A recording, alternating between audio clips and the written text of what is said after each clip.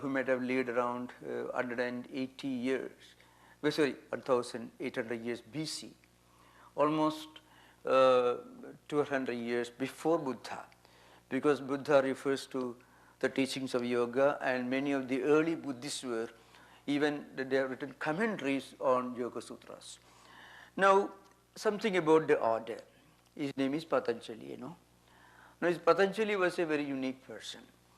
His purpose was to write something that will help us to live a happy life we'll say, in a way that our mind will be our best friend. How to turn our mind into our best friend, our best guide. So if you can have a mind that's your best friend, there's nothing more required. So in the process, he actually wrote 3 important works. He wrote these Yoga Sutras to remove the toxic material from our mind. So that's the literal translation of a Sanskrit verse. That is, Yogena Chittasya Padena Vacham Malam Sharirasya Vaidikena Yopakarotam Pravaram Muninam Patanjalim Pranjalim Anatosmi. This is the literal, the verse that's frequently chanted in many of the yoga traditions, So I am going down, I pay tribute to this great sage Patanjali, who wrote Yoga Sutra to help us to cleanse the dirt and filth of our mind. And he wrote a commentary on one of the Ayurvedic textbooks called Charaka Samhita. That commentary is lost, it is not traced. And according to some scholars, Charaka Samhita itself is his original work. That's a different matter, not very important right now. And then he also wrote what is apparently the most voluminous work on philology and linguistics. It is called Patanjali Mahābhāṣya. That is the most extensive commentary on the science of grammar, the science of language, and is being extensively studied by Western Indologists all the way from the mid-18th century onwards. Mostly it was taken up by the German Indologists to begin with, and then now it has become, of course, an important study in universities, where language is a very important topic discussed, which is certainly not the case right now in the United States. Now, because language, the study of language itself has something much more to do. Language is not just a medium of communication. The language that we speak has an impact on our mind, and our mind determines what language you speak. To give an example, if you record all the tabooed words from Oxford Dictionary and play to yourself in the early morning, all the undesirable words, you will go crazy. On the other hand, if you play some good hymns, devotional music, and play in the morning, your mind will become calm and quiet. So language is something very important, and he wrote this extensive. I mean, the real work is almost double the size of Webster's dictionary, double the size, and it is in metrical form. Now, and then he wrote something more. He wrote the Yoga Sutra. So that's the literal meaning of this verse which I discussed. And the Yoga Sutra itself has the tradition going back to 3 great sages. It is called Munitraya. Muni means a sage, a philosopher, a saintly person. Munitraya means a tradition created by the heritage, by the teachings of 3 great saints. That is Tuve Patanjalim Vyasam Shankaram Cha Munitrayam Kartru Sutrasya Bhāshyasya Kramar Vivaranasya. There is a verse which means I am paying my tribute to these 3 great sages. One is Patanjali, who wrote the sutras, 195 sutras. Vyasa, who wrote a commentary. Vyasa is not the great Vyasa of the author of Puranas. Vyasa was the one who came in the line of the traditional succession of teacher-student succession, called parampara. All these things will be taught by oral teaching. No book was used. So Vyasa comes in the line of the great successive teachers of yoga tradition. And he wrote a commentary, and if you had not written a commentary, you won't be able to understand what Patanjali actually meant. See, Atha Yoga Anushasanam literally means now we are beginning yoga. What does it mean? It doesn't mean anything. But Vyasa writes a long commentary on the state of our emotions and feelings and attitudes, how our actions impact our character, our mind, how our mind becomes polluted by taking in, by imbibing, as I mentioned, as a toxic material, and how to clean our mind, to cleanse the mind, so that mind will be kept stable, serene, and peaceful and tranquil. So all these sutras would have remained unknown and almost unintelligible if Vyasa had not written a commentary. The third great philosopher who comes to the line is Shankaracharya, who wrote a commentary called Vivarana, which actually follows the tradition of Vyasa. This is just an introduction. Now today I am going to take up the next topic, which is a natural, it's a very important one, but it's a natural an integral part of any discussion in yoga. It is called Ashtanga Yoga, which is the central thesis of the entire yoga book.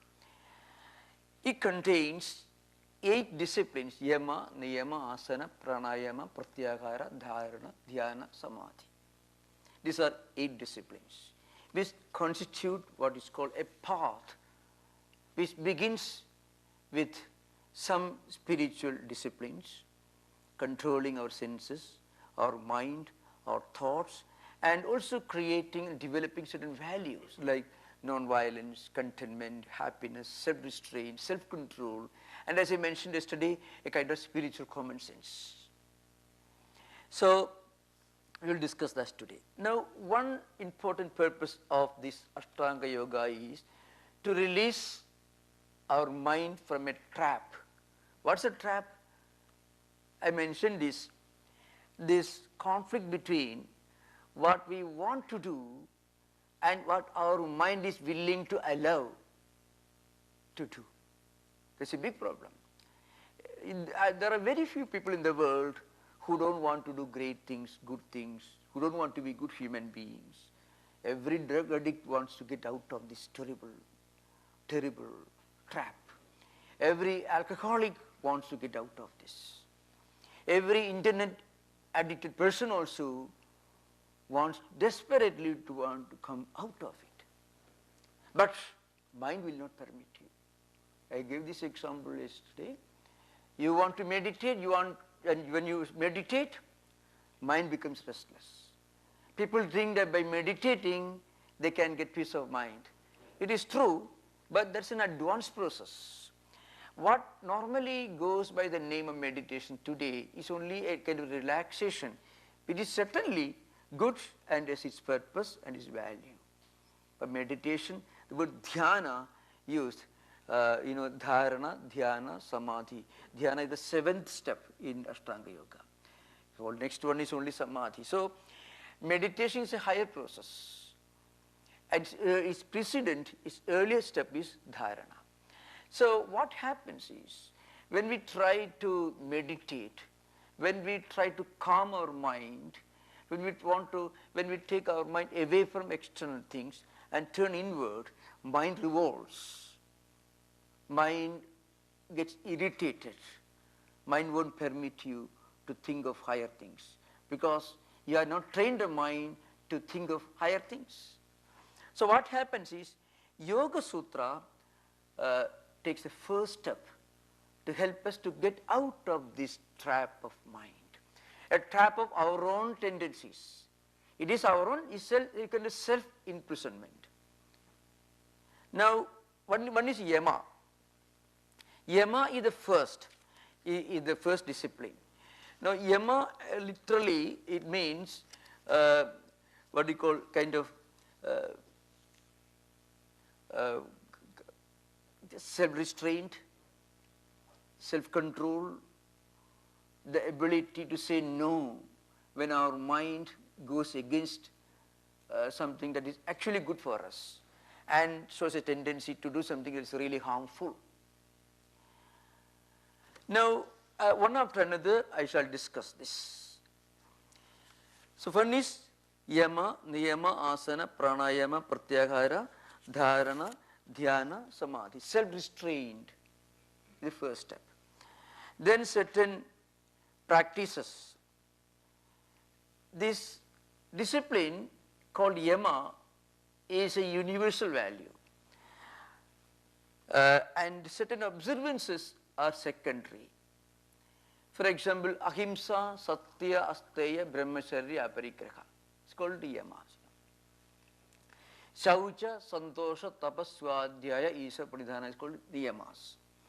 Niyamas are more observances, practices that help us to follow certain disciplines. But the first step is Yama, self-restraint.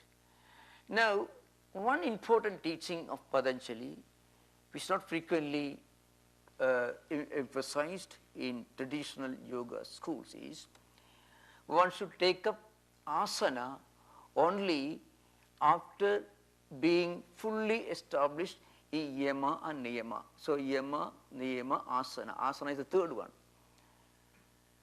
The reason is very, very scientific.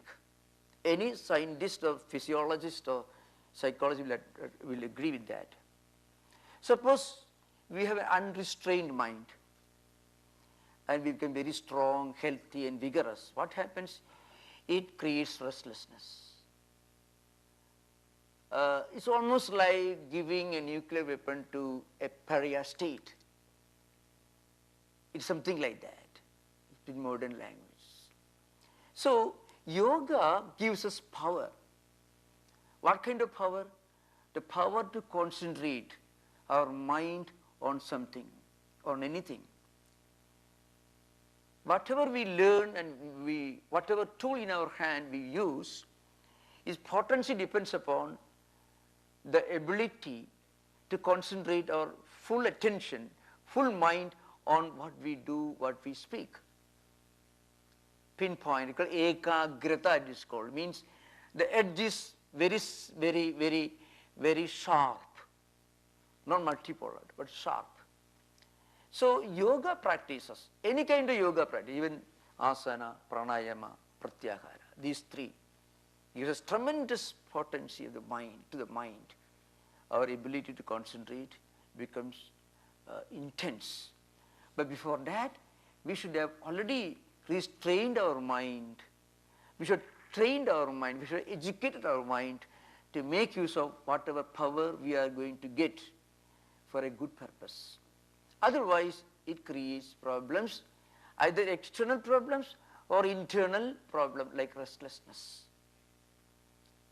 This is important, but that's why if you drink a strong coffee, too much of it, and meditate, you feel more restless. But if you stay alive, maybe it won't happen. Because before you try to focus your mind on one point, you are already invigorated, you are already made our mind and nervous system hyperactive. You have generated heat and energy. Yogasana produces heat and energy. So this heat and energy is the fuel that can be used for a good purpose and also for a bad purpose. For bad purpose means it can lead to violent tendencies, evil tendencies. That's why Patanjali tells you, you should be fully established in Ahimsa before you take the first step in yoga practices. Because concentration gives us tremendous potency and power to whatever we do. So, and again, many of these practices, like it's asana, pranayama and pratyahara, these three. Asana, physical exercises, yogasana exercises, because it not only produces muscular physical energy, it also generates nervous energy, and that creates restlessness.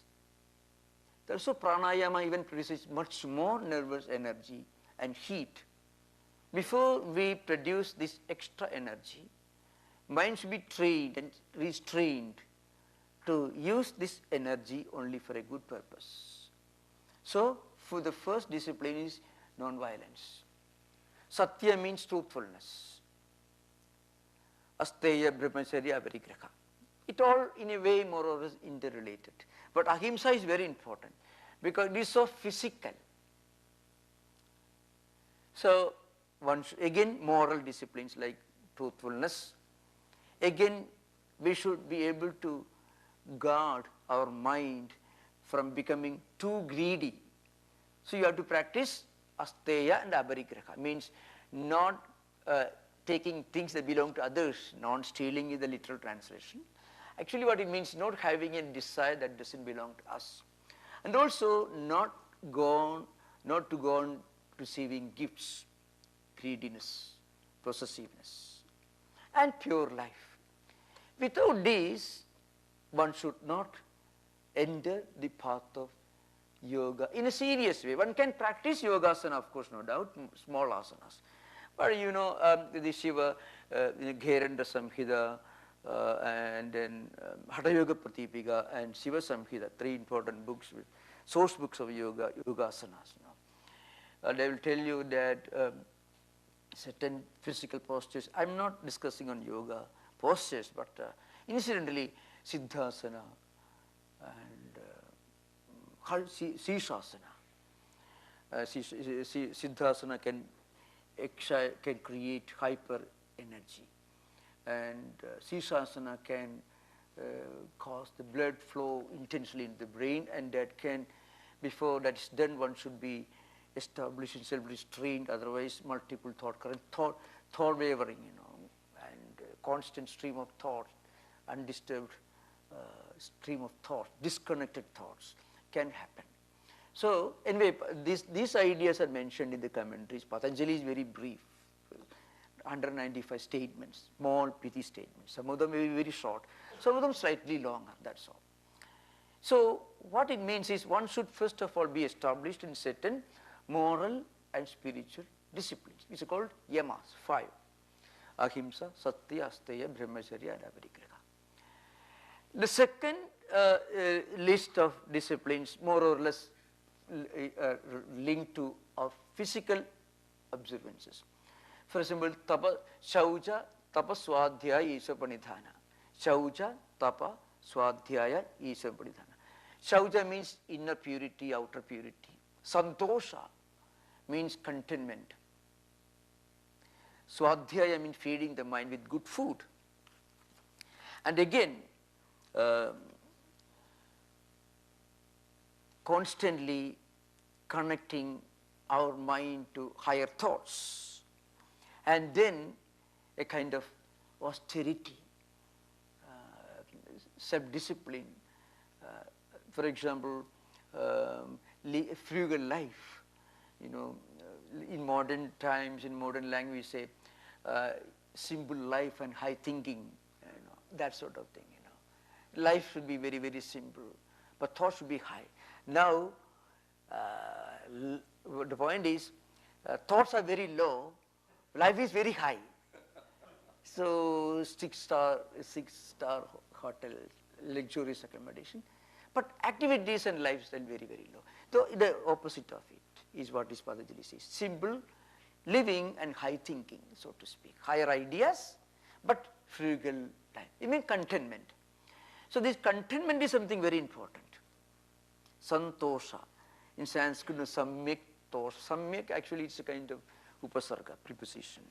But it means you feel that you have got something and beyond this you don't want anything more.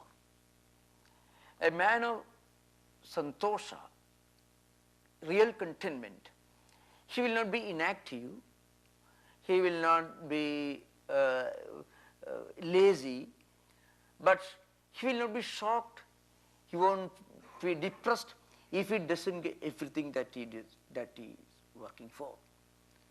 A failure cannot have a negative impact on him. You won't feel devastated if a business collapses, if some money you lose in, or you have to resign from a position. Because what happens is you have got something else. There is something, a much more precious wealth, that is contentment. So it is not happiness. Frequently, translations do a terrible job frequently. Santosa means happiness. You get a new car, you are happy. If a car breaks down, you are unhappy. You gain money in the stock exchange, you are happy. The bank collapses, unhappy. So every experience of happiness, the mundane empirical level, is only a temporary absence of unhappiness. It is not happiness, it is only absence of unhappiness that is very temporary, because you will be happy again. So this goes on changing happiness, unhappiness equation. Now contentment is something different. Contentment is a kind of transcendental feeling of satisfaction. If satisfaction or happiness can have a transcendental dimension, it is called Santosa or contentment. So the first discipline is purity, the second one is Santosa. And then tapa, actually it comes naturally, because you place austerity. And then what happens, when a person is fully established in non-violence, freedom from greed, freedom from possessiveness, and also fully contented, then naturally he will be trying to look for some higher ideas, higher teachings. When he goes to the library, he may take up a book that is more, there's a lasting value, which may sustain such spiritual ideas. He may read books and ideas, he may connect himself with ideas that may have a spiritually enriching value. It is called Svādhyāya. Simple words means feeding your mind with good nutritious food, as I mentioned yesterday. That is Svādhyāya. Self-study, the literal translation. It can be different, it can take different forms. You may read a good book, you may listen to wonderful music, you may listen to something that is spiritually enriching, be beneficial to you. That is called Svādhyāya. Ishvara Pranidhana is something different. Maybe it is the only context where Patanjali refers to God, but it's got a tremendous significance for a believer in God. Now, when you resign yourself to God, what happens is you feel relieved. Frequently we mention, suppose you are supposed to take a huge weight, box, very heavy box you have to carry on your head. If that box is sitting on your head, you feel the weight. But suppose there is a little gap, 5 millimeter gap, between the hairline and the top of, and the box. What happens is the box is not touching our head. It's somewhere very close, but still it is not touching our hairline. Then what happens is we don't feel the weight. So when you resign yourself everything to God, what happens is some higher transcendental power interferes when you have a big task to perform, when you have a big problem to solve, and also you feel that there is something much higher than anything belonging to this world, somebody much more powerful than any material entity that can come to assist you for your rescue and for your help. This conviction helps you to do great things. That's why, of course there are many, many examples. Even you, in Christian tradition, for example, you think of the transformation of Saint Francis of Assisi. Was a soldier, it's a knight, and then not a very spiritual thing he was doing, he was killing people in the battle. Or Saint Paul, who was not a good friend of Jesus Christ, later he became, of course, a saint. Or Saint Augustine, his own mother was worried about what sort of life he was living. And you find such examples. Spiritual transformations take place when a person practices Ishvara Pranidhana. In Sanskrit, there are dozens of books written on this subject. It's a great philosophy is built around this concept of resigning or self-surrender to God. Narada Bhakti Sutra, Shandilya Bhakti Sutra, Bhagavata Purana, and above all, Ramanujacharya, the great Vaishnava philosopher, has built a very wonderful philosophical system which says that when you surrender yourself to God's will, then what happens is, first of all, you don't feel you're responsible if something happens to you or something happens to somebody because of your own unselfish activity. You feel relieved. Better we can ask this question. It's a very important subject, but it's not really part of the topic right now. Ramanuja's Prapatti Siddhanta is his philosophy of self-surrender. These are the 5 disciplines one can follow. But the most important thing relevant to IT age is this Santosa, contentment. Without contentment, we can never be really happy in life. It's a very important thing. And contentment depends upon our mind, our emotional system. How our mind reacts. So, this contentment leaves no scope for any kind of depression, anxiety, and worry. Again, it is not inaction, inactivity, indifference, inefficiency, or running away from the realities of life. Rather, it is the art of facing the realities of life in a more intelligent, meaningful manner.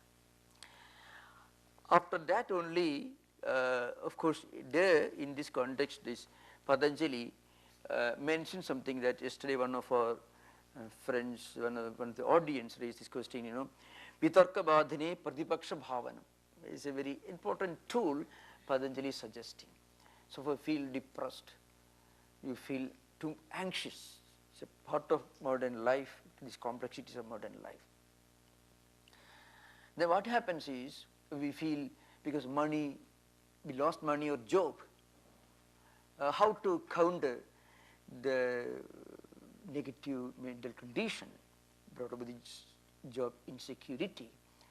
The only way is, you should remember, well, we are not going to remain in this state of joblessness for all time. Because the very fact that you lost job means that you are going to get job again. Because the condition of being employed is impermanent. So the condition of being unemployed is also impermanent. We forget that and we become anxious and worried and depressed. This is one of the major problems in human life. Sometimes we identify too much with the negative, with the failures, with the negative or undesirable part of human life. And we think that undesirable situation is going to be permanent because we are suffering where we identify ourselves with that. But we should remember the Pratipaksha Bhavanam is a kind of counter thought so that you become immune to that state of anxiety and worry. So what happens is when our mind is assaulted by perverse thoughts, negative thoughts, then we should counter it by bringing positive thoughts. Lose money, well, you should remember, rich people are not necessarily the best and the most contented, or they are not the happiest people in the world. So money is coming and going. It's a simple common sense. The problem is we are not able to make use of this simple common sense when we are confronting the problem. You may read a book on contentment. You may write a thesis on contentment, you get a PhD. But you have the slightest problem, you go crazy, you become depressed. The point is, what we know intellectually, we are not able to make use of in real life. That's the only problem.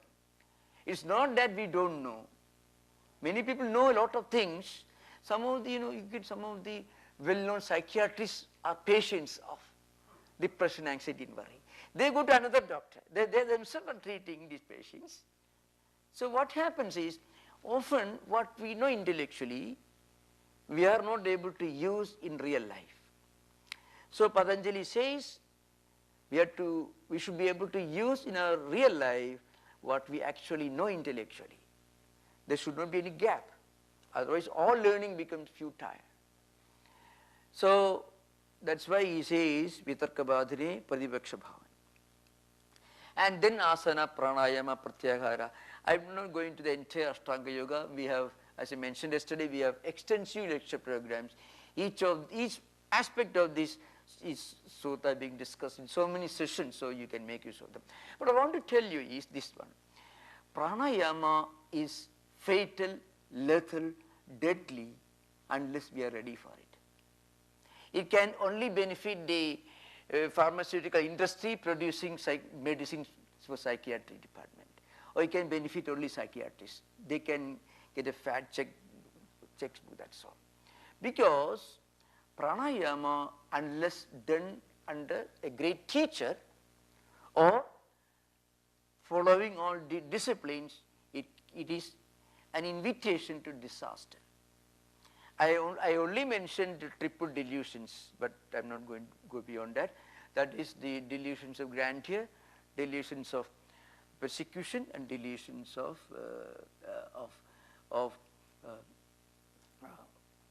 reference, so to speak. And then again, another point is a natural inclination to do something wrong.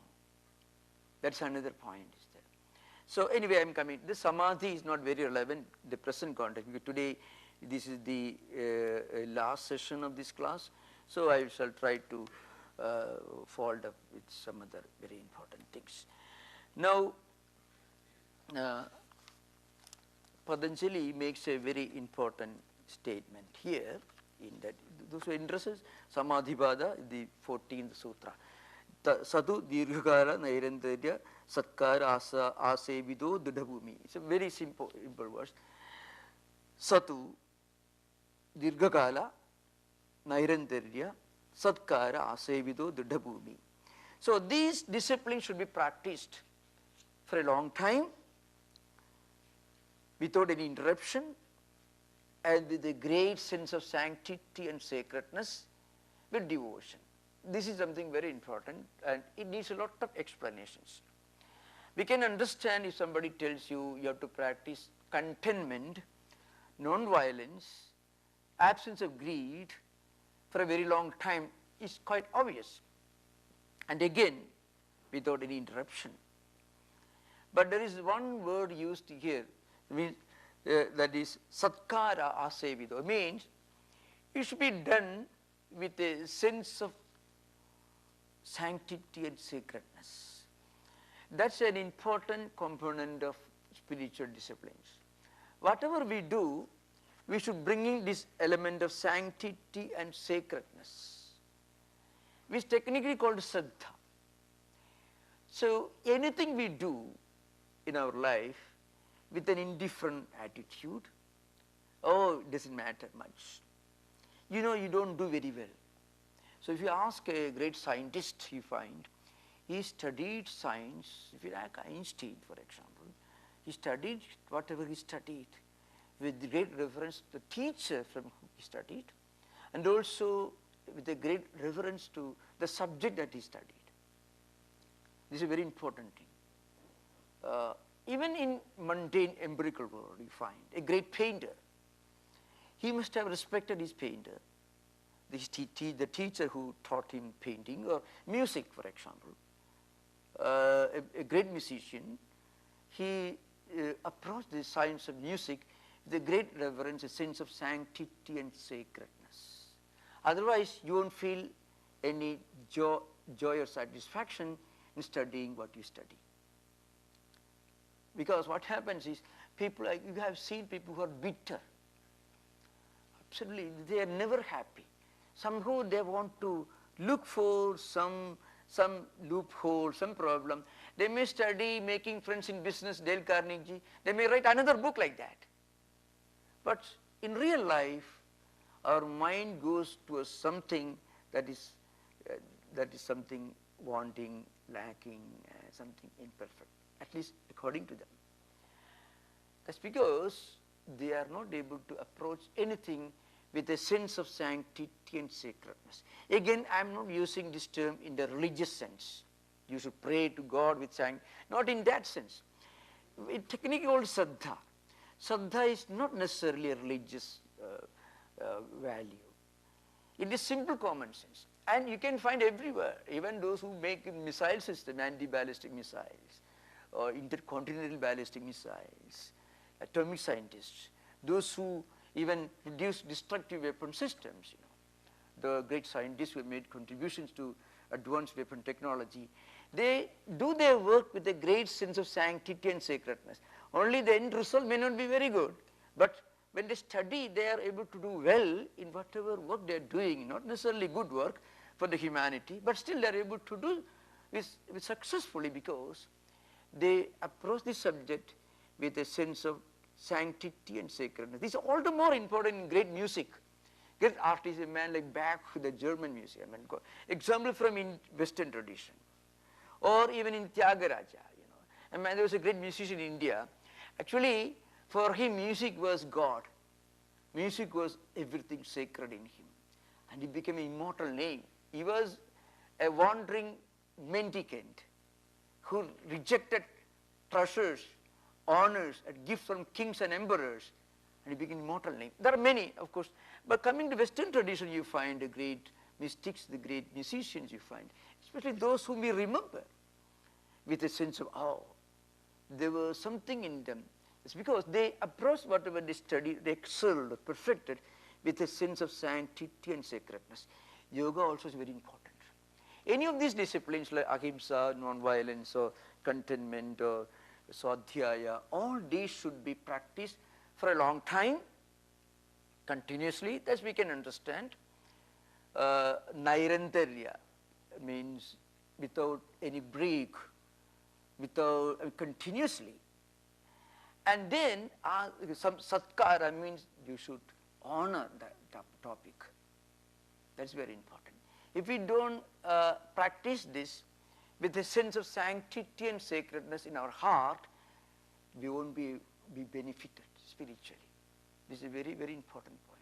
So any discipline for the matter, we should honor that discipline, approach that discipline with a sense of sanctity and sacredness. So with this, I'm going to finish this discussion because I found yesterday that during this interaction, it was very exciting and I think very beneficial.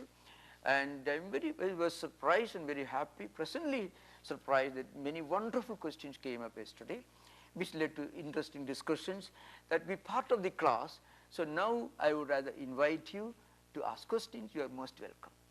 We have enough time. I think we have almost 35-40 minutes, even more you can take to the last session. Thank you. Thank you. Yeah. Thank you, Maharaj. I'm going to speak loudly because I heard that, and I recommend that when you use this handheld microphone so that it can be heard on the streaming, that you hold it up close and speak up. So I'm going to do that. Thank you, Maharaj. The discussion would be incomplete without referring to some of the warnings we've already received from authors who were versant with classics and with Vedanta spirituality, authors like Aldous Huxley of Brave New World, who was a student of Vedanta, and George Orwell of 1984. Yeah. So yes, IT can be a useful tool, or it can produce dystopian consequences that we've already received warnings about. Now, 30 or 40 years ago, the industry pioneers would use references to 1984 and to Brave New World to suggest that these tools could be used for good, for personal empowerment, for relief of repetitive labor, and for healthy individuality. That was 30 or 40 years ago. Now we see data mining and the sort of tyranny of popularity, that things are pushed at people because they are commercially valuable, because their privacy has been invaded, and the industry has also taken a tack that says that what's subjective and what we do with our own mind is not as reliable as what the hive mind and what the collective has to say about what's good for you. So my question is that in the absence of editors and curators for this information, do we go back most successfully to Yoga Sutras to re-examine what's really good for us and how to be truly friends with our own mind independently of all that? I would, your question was heard. Should I repeat the question? I think it was heard. That's fine. So perhaps, I may take the liberty to inform you that Bobby Coleman himself, the son of one of the pioneers of computer industry in this country, for your information, that makes the question more intelligible. And he used to mention that his own father used to take interest in music in certain areas of self-enrichment, which is different from information technology. Because unless you are supported by something more spiritually enriching, information technology can create depression.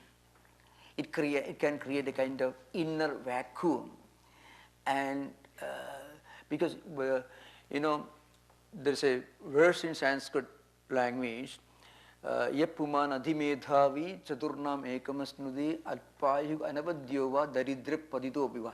It's a long verse, which I won't inflict the long translation, but one point is, anyone who's endured with tremendous intellectual ability or emotional ability, if that person is working very hard in any area, music, art, literature, anywhere, if he doesn't have some spiritual support, his life can be a disaster.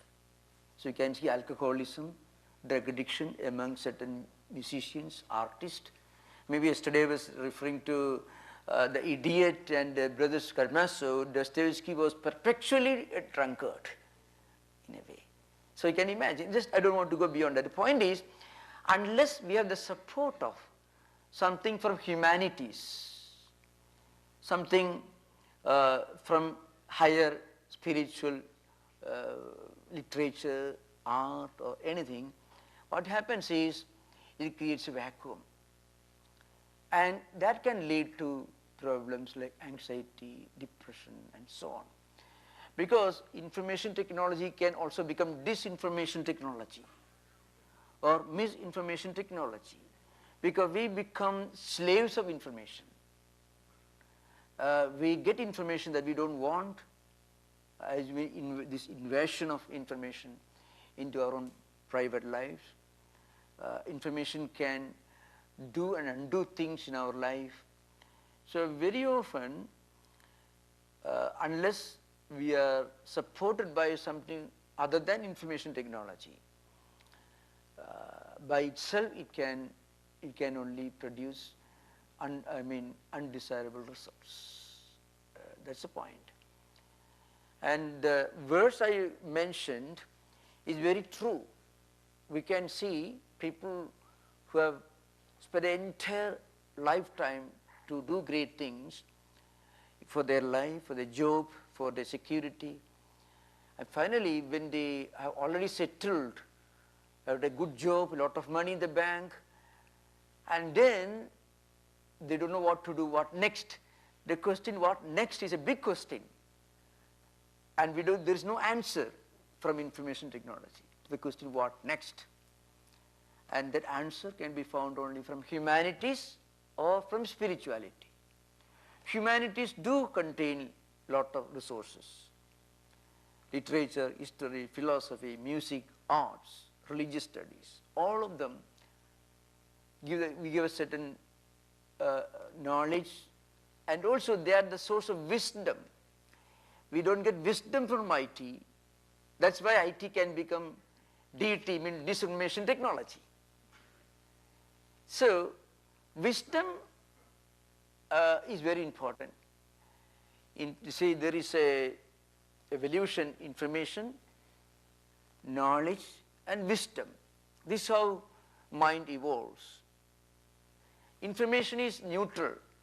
Information can be very good, very bad. Knowledge, of course, is the collection of disconnected information pieces into one organic whole. Wisdom is the knowledge of, how to handle information, how to use it for a positive, good purpose, and how to resist the temptation to use it for a bad purpose. That's what is called wisdom, and the wisdom we can get only from humanities. That's why a man like Bach, he was wandering like a beggar. You can see there's an interesting scene in his life when he met Frederick the Great, the Prussian king. The king honored him, but he was so unrecognizable, he was like a wandering beggar. But he didn't care for anything other than his music. So that gives you a kind of transcendental wisdom when you identify with what you study and what you excel in. That excellence, the perfection, brings in a kind of transcendental spiritual wisdom. And without that, the man who excels in music and art will go straight to the bottle to let up the steam. That's the problem. Instead of that, he should go and read the Sermon on the Mount or the Gita or Upanishads or anything that contains higher wisdom. As I mentioned yesterday, at least Henry Thoreau's Walden. At least that can be an excuse for anything. So, okay, thank you.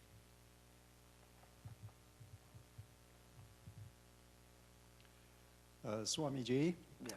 I have a, excuse me, a confession to make.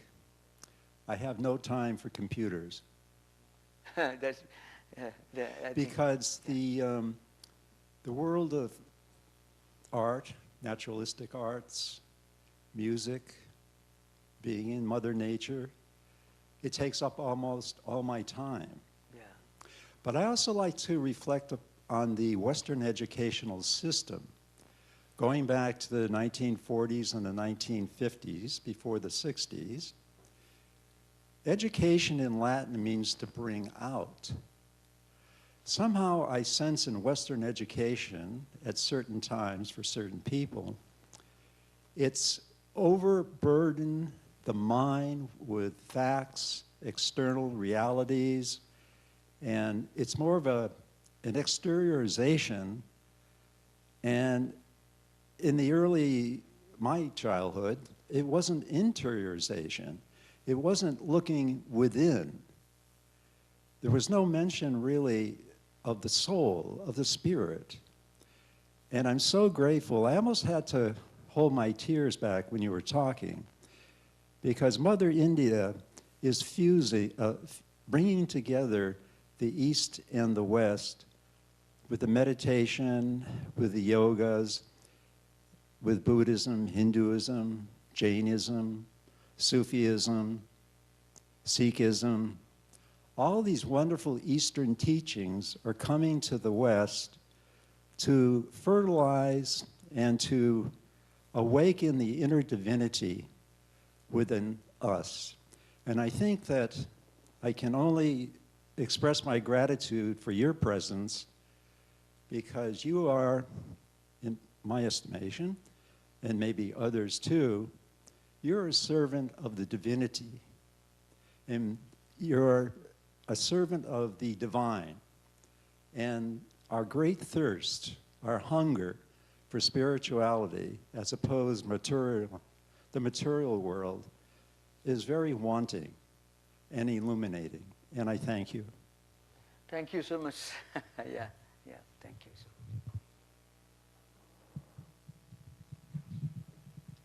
Pranam, Swamiji. Yeah. Yesterday you were speaking about that it wasn't really necessary for someone who developed ethical virtues, who was a good person, who had many virtues. It wasn't necessary for that person to go to a church, to go to a temple, to go to a... And recently, I've read something that Swami Vivekananda said. I forget which of his writings it is, but he said, it's good to be born in a church, but it's very bad to die in a church. And one of the things I wanted to ask was, did he mean that literally, or did he mean that as the ideology or the doctrine of the church, stop church or being in the church? And another thing is... excuse me, I shall answer this question. Okay. And then I will come to the next question. Otherwise, I have to write down the early question. Sure. Go ahead. Thank you. So now, what the question is very relevant. You know, the idea that we don't need to practice any traditional religious discipline like going to church or a temple. It is okay only in yoga tradition and Advaita tradition. Now, yoga tradition is not necessarily spiritual in the very conventional sense. See, yoga, for example, Patanjali doesn't give much importance to God. There are just one or two references. That's true, not in a monotheistic sense. Remember, Patanjali's God is not a creator God that we associate with the popular Hinduism or any Abrahamic religion. It is some higher divine advanced soul. That's the meaning in which he used the word Ishvara. Now, what Swamiji meant was simple. You know, the church or a temple or any place of worship or rituals represent the early phase of our spiritual evolution. We need to begin somewhere, and the temple, the church or synagogue or Buddhist place, all these are very, very important, essential and indispensable when you begin your spiritual life. But at the same time, when we become temple goers or church goers, and then we completely forget that when we come out of the church or a temple, then there is something wanting, something incomplete in that sort of spirituality. Now, at a higher level, we should be able to feel the same sanctity and sacredness that we normally associate with in a temple or church. When we come out of it, we should be able to feel the same. This may not happen at the beginning, but we have to reach that stage eventually. That's why, you know, we have a statement in our website, which is actually from Vivekananda, where Swamiji says, I'm not quoting, but it's something like this. If you can, Swamiji sit standing on Market Street, that in 1900s, if you can feel tranquility and peace and presence of the divine everywhere, you know, Swamiji says, you know, that's the highest state. This is not quotations, the essence of what Swamiji says. But that is only meant for a Vivekananda or a Shankaracharya or a Christ or a Buddha or Ramakrishna Paramas, not for the common person. This is very important. So somebody, a child who is going to kindergarten or the first grade, second grade, primary school, and if he assumes that I don't have to study, I am becoming an Einstein, it doesn't really work well for him. He has to begin somewhere. So all rituals, all temples, all external ceremonies are very, very important. Without them, this tradition cannot be sustained. Very, very important. Because we are not what we believe in. We are what we evolve into, what we become. We read a book, I am Buddha, I don't become a Buddha. People sometimes, they misunderstand. Oh, I am Brahman, oh, nothing else for me to do. God is everywhere, so nothing for me to do. It's not that way. That is a set of internal experience with the result of our spiritual evolution, not an idea or a concept that we believe in. So this is a very important thing. You should be able to feel the divine when you are standing in the market streets of San Francisco, but that is only for somebody who has already practiced for long years these early disciplines. Then only you reach that stage. So, you don't reject the temple or a church, you only go beyond them. You don't give up, you transcend them. See, when a professor teaching in Stanford or Harvard, he doesn't have to read the early books meant for primary school students. But he doesn't say, these books are worthless, I don't need them. He doesn't need, but he cannot say nobody needs them. Even he also will need them, because he is using the same language that he studied in kindergarten. For writing his thesis, he is using the same language that he studied in kindergarten 50 years ago. So it's a very important thing to remember. It's not a concept. It is actually a matter of inner experience. That's why Patanjali is surprisingly very interesting. He gives a lot of importance to these simple practices. One can become a temple goer or a church goer and a very violent person. And actually we are witnessing that every day, social media, newspapers, and we are witnessing. People are very religious and they are so violent. But Patanjali says, if you want to step into spiritual life, ahimsa. But then there are people who define spirituality in terms of himsa, violence. So you can see the relevance of Patanjali's teaching.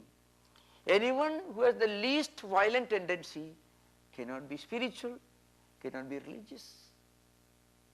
So you can imagine the logic of Patanjali. He says, in fact, in the Bhagavad Gita 16th chapter, ahimsa is ahimsa satyam akrodhas tyagas shantira paishunam daya bhudeshu aloluktam madhavam hi achapalam. Gita says, first discipline, ahimsa. 16 disciplines are mentioned. More than 16, 24, much more in different places. First discipline, ahimsa. Ahimsa we should practice. Actually, when you practice ahimsa, the first of the yamas, yama is the first of the eightfold disciplines, and ahimsa is the first of yama.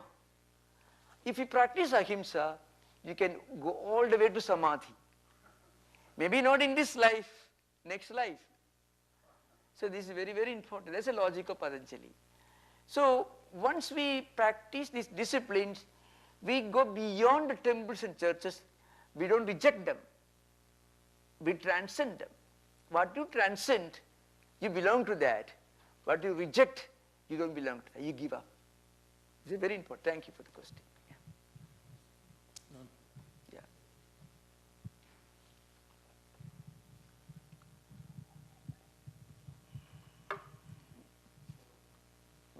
Thank you, Maharaj.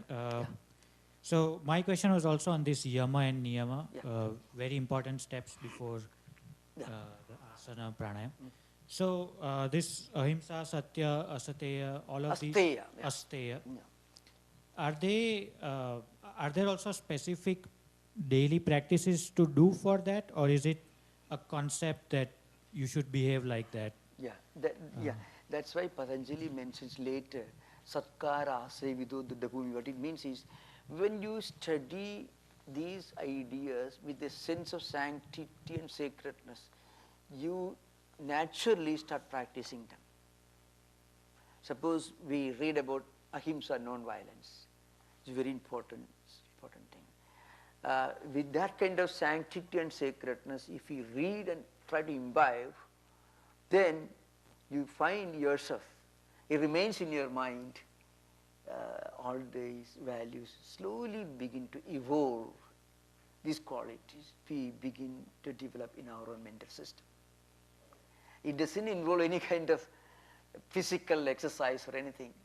Because once we imbibe these values, then these values will have an impact on how we conduct ourselves, how we interact with other people. That is very scientific. The ahimsa is very natural, very simple, and also is the mother of all virtues. Mahābhāṛata says ahimsa paramo dharma. Very complex, very difficult. Dharma is a very complex ideal. But if one can practice ahimsa in thought, word and deed, is wonderful. Ahimsa is not doing anything, and not doing any violent act, not having any violent thought. See, if you are a soldier, if you are a special forces officer, you have to do things which may involve, physically speaking, kind of act of himsa or violence. But that is what is saving the country and the people from greater violence. So it becomes ahimsa. That's the idea behind. That's why in the commentaries, the implications go beyond the literal translations. Thank you. Yeah. Namaskar, Swami. This ahimsa, it's easy for us to walk out of here thinking, I'm not aggressive, I don't hit somebody, I'm not shooting a stranger, these kind of interpretation of ahimsa. Can you expand? You're getting there. Can you expand a little more on that? Like, what does ahimsa mean beyond just not shooting somebody? Like, can you expand there? Yeah. Ahimsa, it means not having any violent thought against anything or anyone. You see, you can do a great job for your country's protection, which may involve, if you're a soldier in the military, your responsibility, your practice of ahimsa can involve some physically violent deed when the nation, the society is facing a danger. But that is not himsa. It is also part of ahimsa. That is dharma himsa tathaiva cha. Dharma himsa means himsa for dharma is also ahimsa. That's why ahimsa, if you interpret, there can be a lot of problems in this world. I don't want to, Mahābhāṛata is full of instances in this context. Full of instances. Most of the problems in Mahābhāṛata happened because one man had a very wrong interpretation of ahimsa, that is Yudhishthira. He did not act when a terrible thing was going on in the Kaurava's court. That triggered the entire war. So it's a very important book, important study. So it is easy to interpret ahimsa as not doing anything, but that can be very hypocritical. I gave the example, Neville Chamberlain was trying to practice ahimsa. The result was that 80 million people, maybe more, lost their life in Second World War. So you can imagine Neville Chamberlain treaty with Hitler, I think 1938 or 39, Munich Pact, which gave confidence to Hitler to attack, which actually was the beginning of Second World War, invasion of Poland and Czechoslovakia, then Ribbentrop-Molotov treaty, and then Czechoslovakia is divided into pieces. So that's how France was attacked, invaded. Later Second World War actually began in full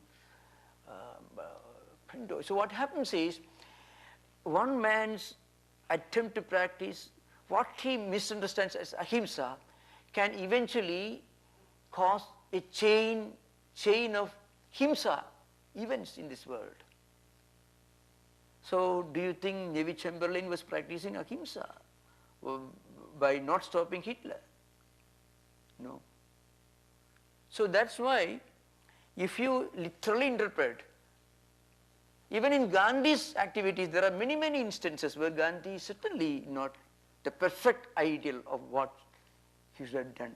I'm not going to that because it's a different, we unnecessarily should not stretch this discussion to all parts of European history or American history or Indian history, which is beyond the scope. The point is, ahimsa is a very complex subject.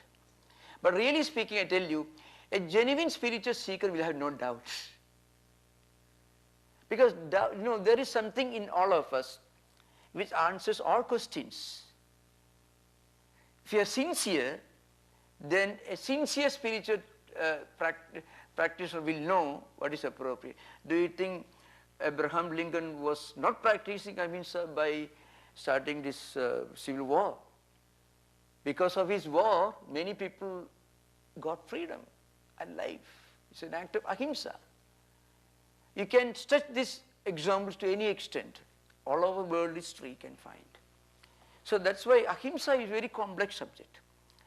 But so that's why if you give a literal interpretation, there is a lot of scope for misunderstanding.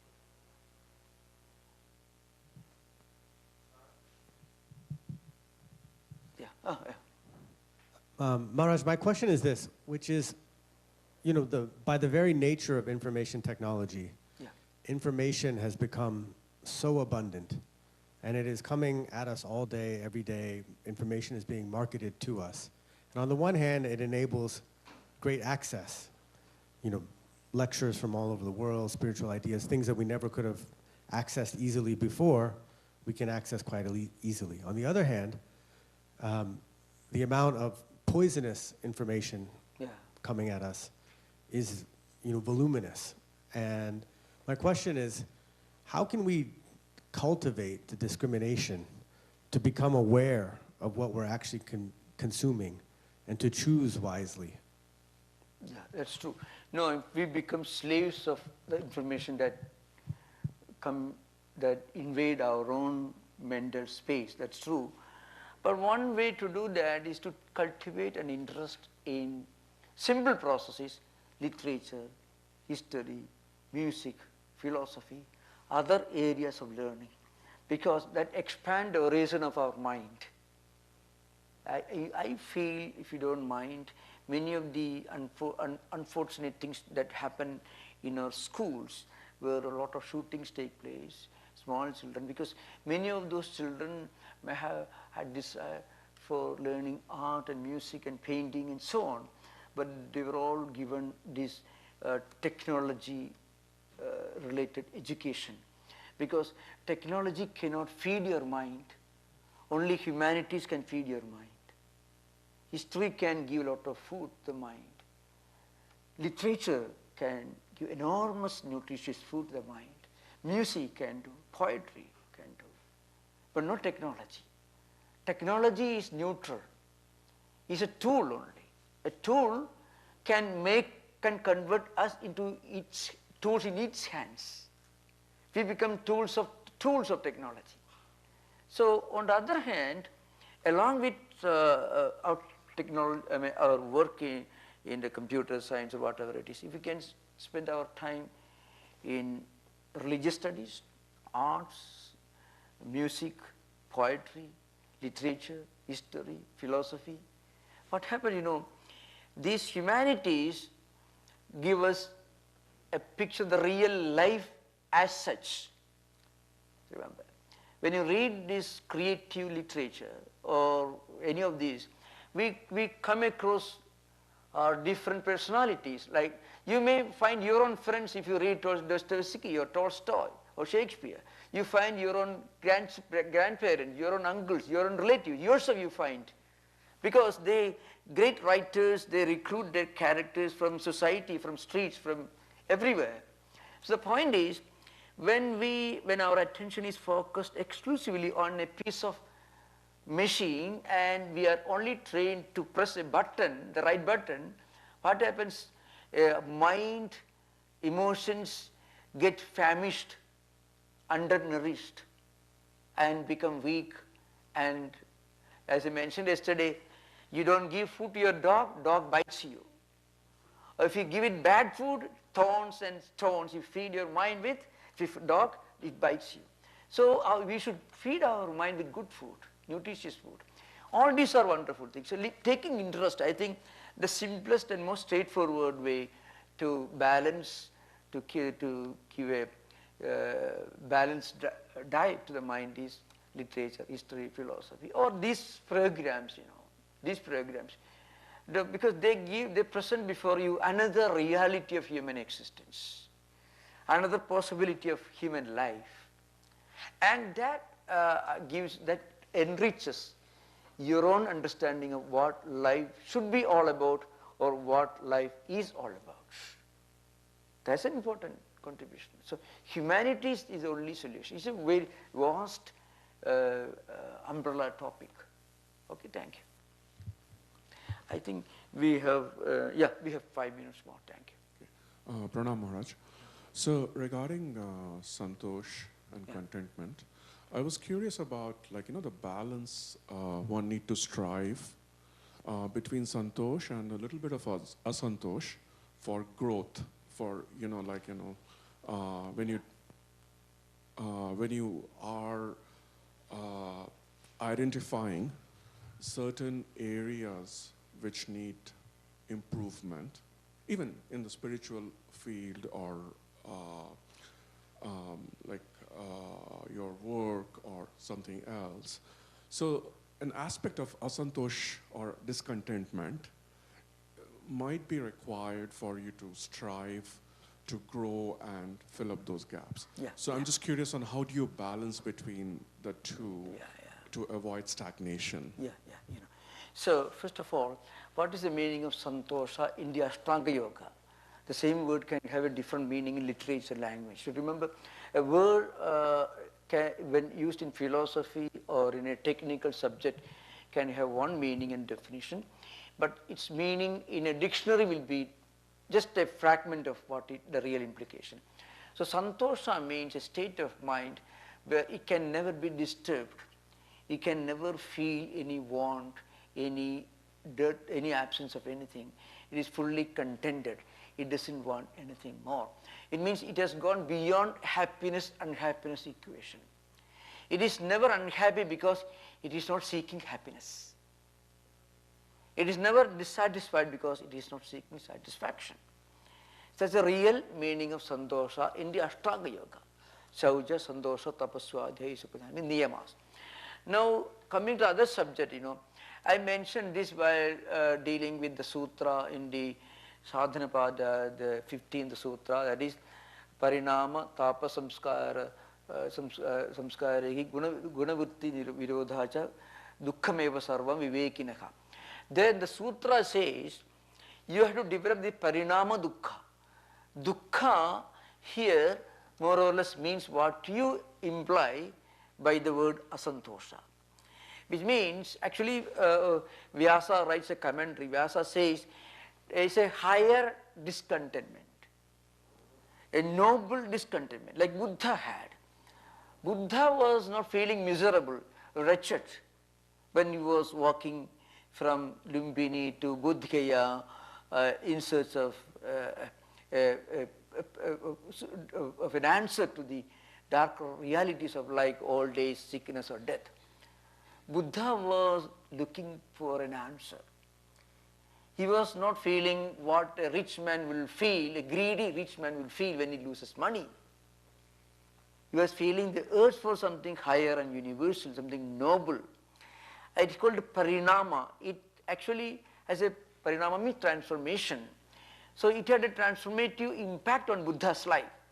If you can develop a higher want, higher desire, noble desire for something, you can eliminate all lower desires. Suppose you want to become a very nice, good person, very wonderful desire. Nobody knows you, he wants to be a good person, that is very bad. The desire to be a good person is a very noble desire. Without that noble desire, you cannot make progress. This is very important. So, in that context, it becomes a transformative desire. That is called Parinama Dukkha. I mean, Buddha became aware of an incompleteness, imperfection in life, and that conviction had a transformative effect on him. So he looked for an answer. Eventually he became Buddha when he practiced meditation for years. Ikasane sushudha me shariram tagastimam samjavilayam chiyatu aprapya siddhim bhujanma durlabham naivasanat kayam adassaleshide. Buddha's biographer, in the Lalita Vistara, he narrates Buddha's determination as he sat under Bodhi tree with a strong desire to find an answer to this question. And he did find an answer to the question. So it's better, it's very good to have a noble, wonderful, a spiritual goal and a desire to achieve the spiritual goal. That will help you to do away with, to remove all undesirable desires. Okay, thank you. I think our session is coming to an end, and I'm very grateful to all of you who attended, and Okay. Yeah. Last question. Okay. Namaskar, Swamiji. Most- Thanks yeah. for your time. Yeah. I wanted to talk about some things I've seen in my circles, which is that these powerful topics from olden times, such as karma and dharma, are used for kind of spiteful, kind of concepts. They're contorted. Dharma has become about vengeance. It's brought up in context like that, and karma is brought up in negative context, such as I got something stolen from me. They will get what they deserve. So this leads me to believe that there's a certain level of, self-definition or ignorance that is behind these concepts. You have spoken on volumes about how you can educate yourself, but I wanted to ask you how you can help guide others into kind of imploring having them explore how to think about these concepts. Yeah. Okay. In a So holistic you want to help others, very wonderful. You ask them to watch these events, these programs. And also you inspire your friends and others to be interested in these higher discussions. Frequently you are correct actually, you are absolutely correct. In modern time, that's one of the negative results of the information technology. Because very often non-authentic and simplistic and very, very misleading interpretations are available, given by people who may not have access to the original text or studied from an original teacher. The problem is, spirituality is a wild country. If you want to learn medicine, you have to go to a medical institution, you have to get a degree, you have to learn medicine from another doctor.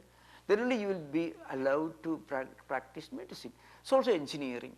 But in spiritual science, anyone can do anything. There are many people who carry with them a portable mic system with the entire thing. When they go, they stop the car in the middle of a street or maybe in a countryside, they give a lecture on how to attain Brahman, how to become a Buddha. Now, the problem is, you won't allow that to happen in see, you get a job in Google or Intel, you need a degree. You should study the subject. Otherwise, you cannot go near that. But in spirituality, anyone can do anything. That's a problem. Today, you don't hear much about Meister Eckhart, one of the greatest names in Christian mystical tradition. Maybe the only authentic Advaitin was a German Dominican priest who lived in 13th century Germany, one of the greatest names in Christian mystical tradition. You don't hear about Meister Eckhart. You may hear some other Eckharts. I don't want to mention, but the point is, this happens, it's a fact. And one of the ways to understand, connect to the genuine. If you want to learn about, you may not believe in what Jesus Christ taught, but you should learn Jesus' teachings from somebody who studied properly. Then you can disagree. That's so absolutely, we need not blindly believe in anything. But you see, that's what we do in physics. You may reject Einstein. You have to study physics from a university under a teacher who has studied physics. Who must have studied physics? Another teacher. You cannot sit in your room without going to any university and Einstein was wrong. You can't say that. You have full freedom to have a different view, but you study first. In spirituality, the problem is you don't have to study because you have this mic in front of you and the world is your audience. That's created a chaotic anarchism, a kind of an anarchy. So you tell your friends to listen to some good, authentic programs, okay? And you try to attend these events, okay? Thank you, very relevant question, the last question. Swamiji, there's one real quick question online. They were asking which Yoga Sutra relates to mindfulness. Oh, yeah. Now, Yoga Sutras themselves do not directly mention what is now known as mindfulness. But Yoga Sutra, you see, for example, you see, Yoga Chittavrti Nirodhaka exercise, and then Yoga Sutra tell you when you can be aware of your own mental emotions and feelings, then what happens is your emotions and feelings become your vritti sarupyam itaratra.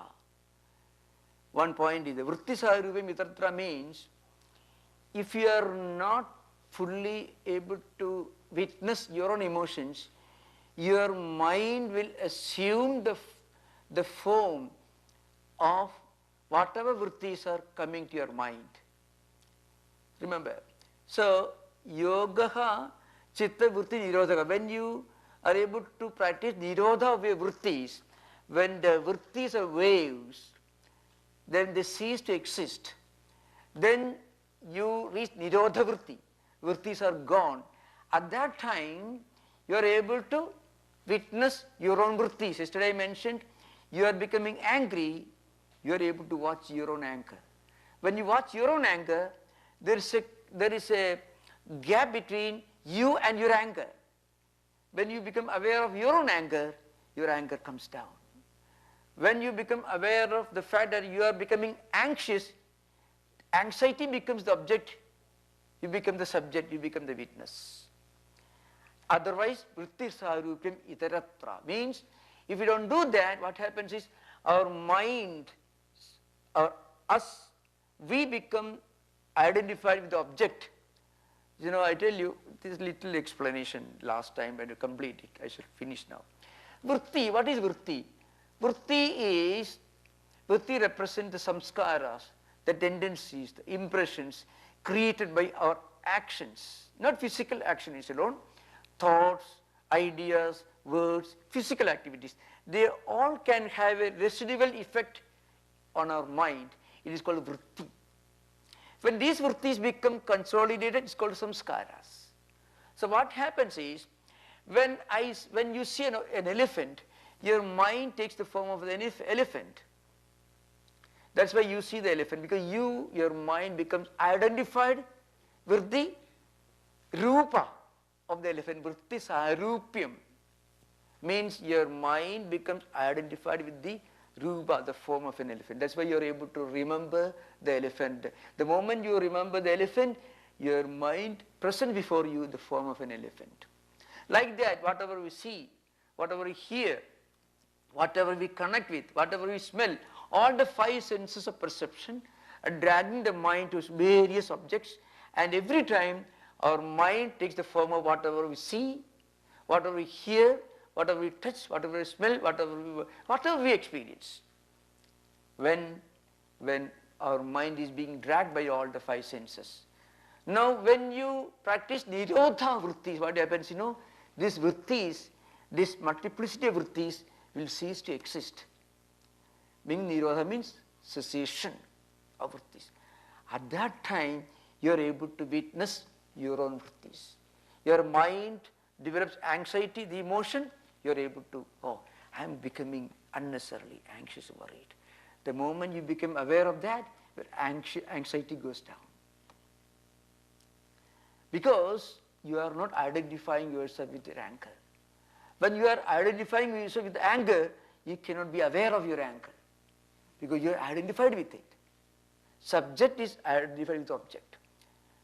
When you become a witness, there is a division. I am watching my own mind.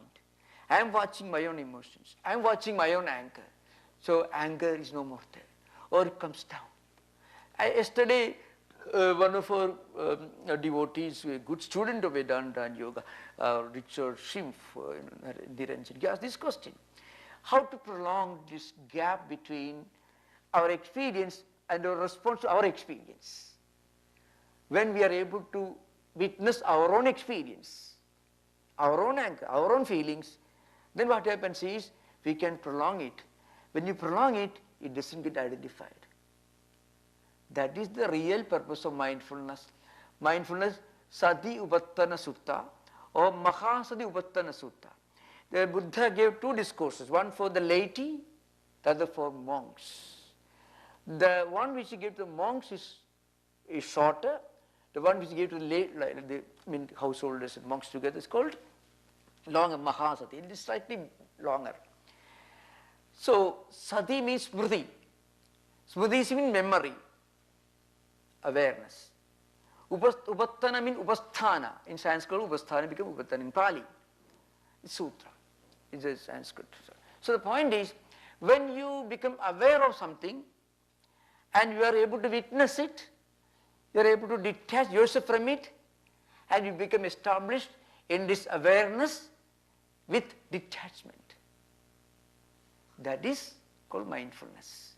So mindfulness, the copyright belongs to Buddha. Please keep that. Thank you for the question. He himself was an embodiment of this mindfulness. Okay? Look at this picture. He's aware of everything but not attached to anything. Okay, thank you. Om Shanti Shanti Shanti Harihi Om Tat Sat Sri Ramakrishna Arpanamastu.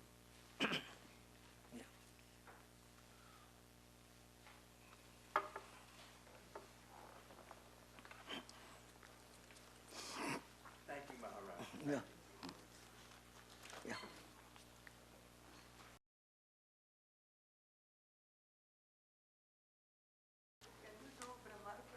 Yeah. Yeah, I'm kind.